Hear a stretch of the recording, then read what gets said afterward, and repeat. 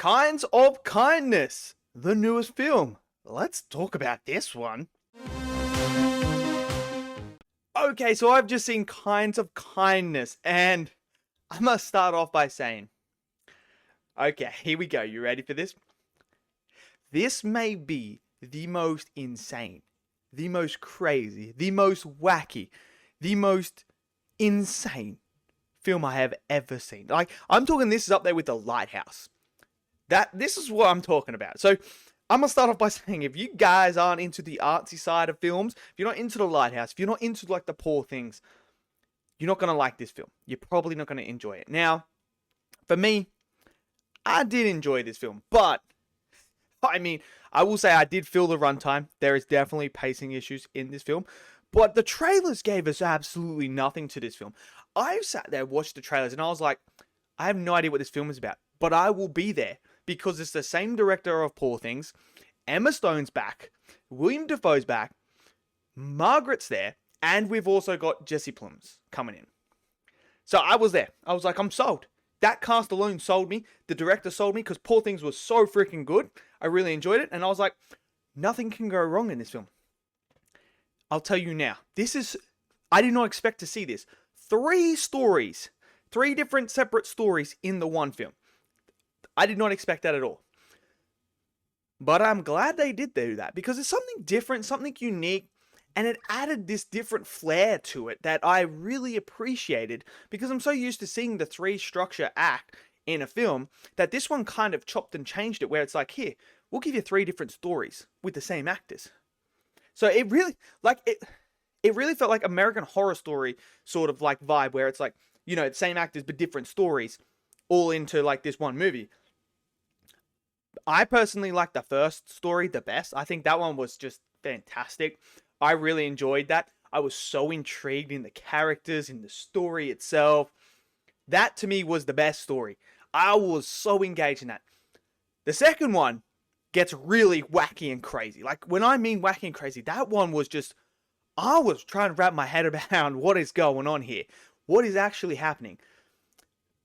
It was good, but it was very crazy and very bloody and gory. And then we get into the third one, which is like just, let's just do another crazy extreme one. And that was fun as well. But the performances, man. The performances. Oh, okay. So Margaret is great. She's in a supporting role, but she is great in all the stories. She's fantastic. And she plays her part really, really well. William Dafoe is William Dafoe. We know what he's like. He is fantastic in this. He plays that very older character that is like manipulating people and stuff like that. You know what he's like. He's fantastic.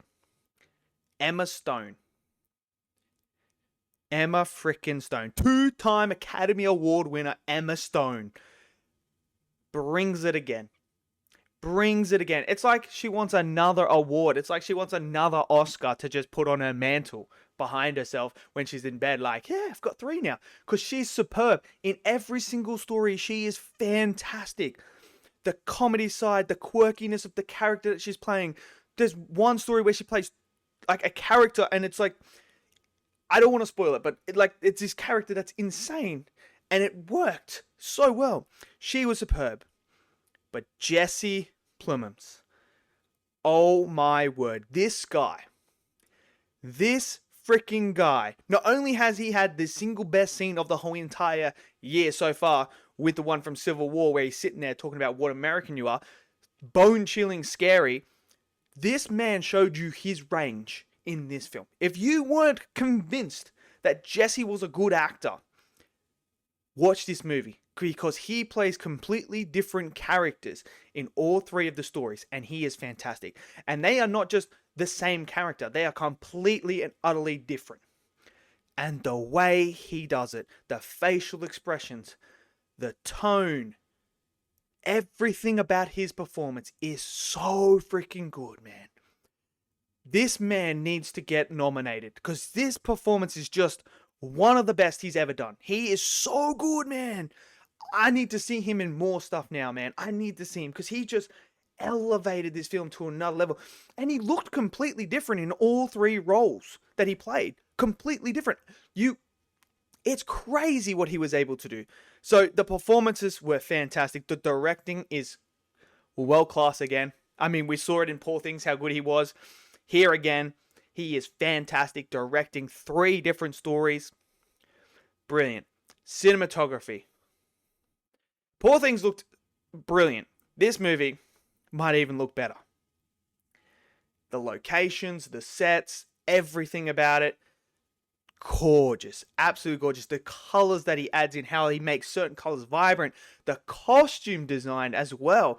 I must say, the stuff that William Dafoe was wearing, hilarious, but awesome at the same time. Just everything about this movie was great. The writing was great. The stories themselves, all 3 of the stories, when you get into it, they really straight away attach you to the characters.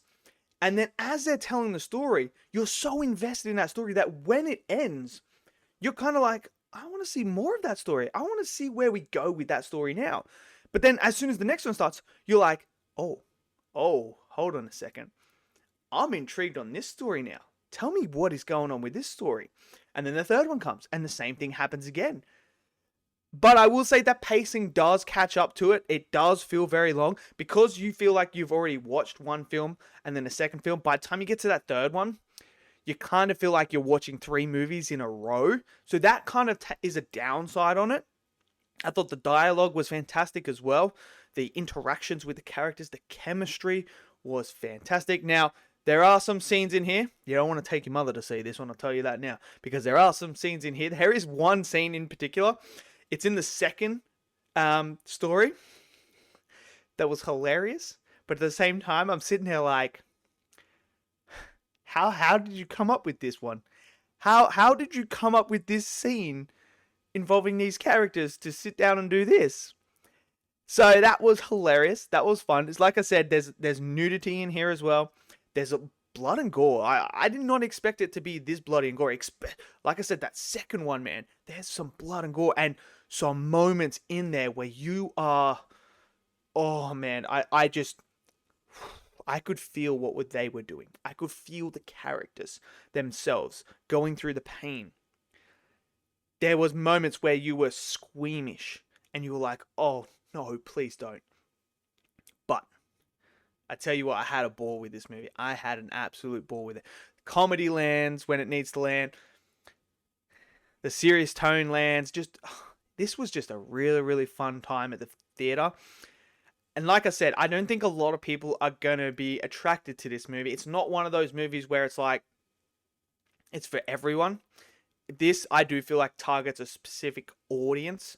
And like I said, if you're not into the artsy side of films or anything like that, you're probably not going to like this film. And that's totally understandable because it is crazy, it is wacky, and it is very arty-like. So, but if you guys have seen it, let me know in the comment section below. What did you guys think of the movie? Did you guys love it? Smash it down there. Smash that like button. Click subscribe. And I'll see you guys next video. Until then, stay safe and peace out.